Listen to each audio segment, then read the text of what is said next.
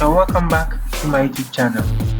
Today we are going to delve into how to extract building footprints using QGIS through the OpenStreetMap database. Now this becomes imperative when you have to digitize very large areas over a short period of time. With the OpenStreetMap database, it helps for you to do this exercise quite easily and seamlessly. So now let's get right to it. We start by launching the QGIS software, which is, by the way, an open source software, which can be accessed by anybody free by downloading it from their software. That is the QGIS software. So once the software has been launched, we navigate to the boundary or area of interest, in that case which is a KML file.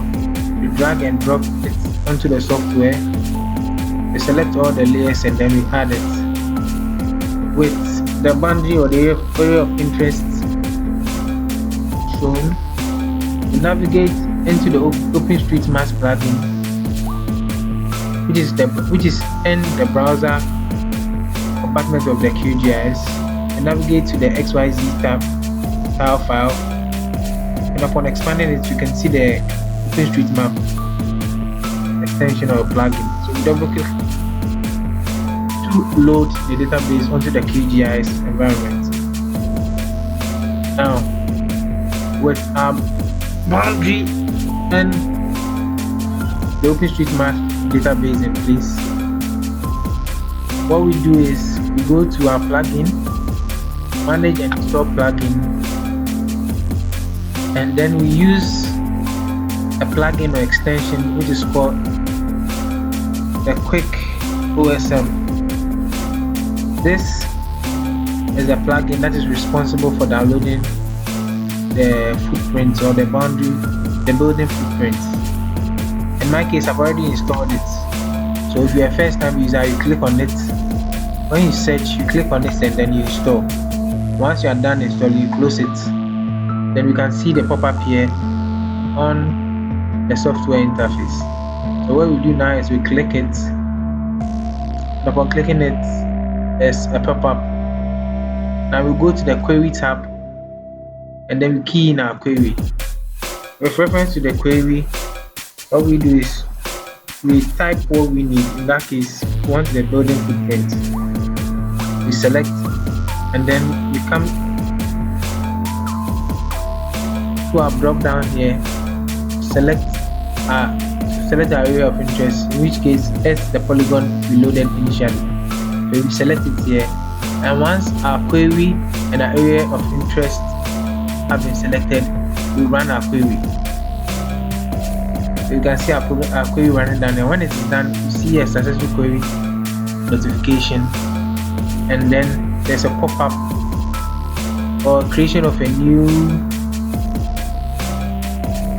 vector layer down here. Now when we uncheck our OpenStreetMaps and our boundary, you can see here of our downloaded building footprint from the OpenStreet software. From here we can select or export it into any third-party software for further manipulation.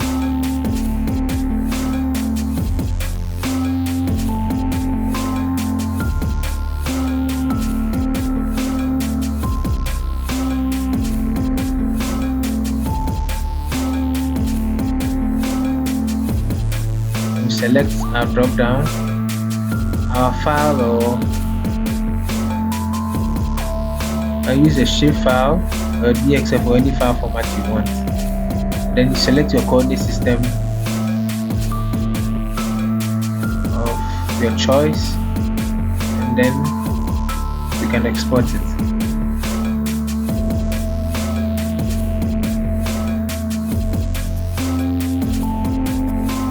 When this is done, you can then access your output file, which is the file we exported.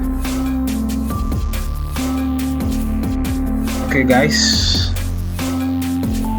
we've come to the end of yet another short but incisive video. Subscribe and like for more videos. See you in the next video. Bye bye for now.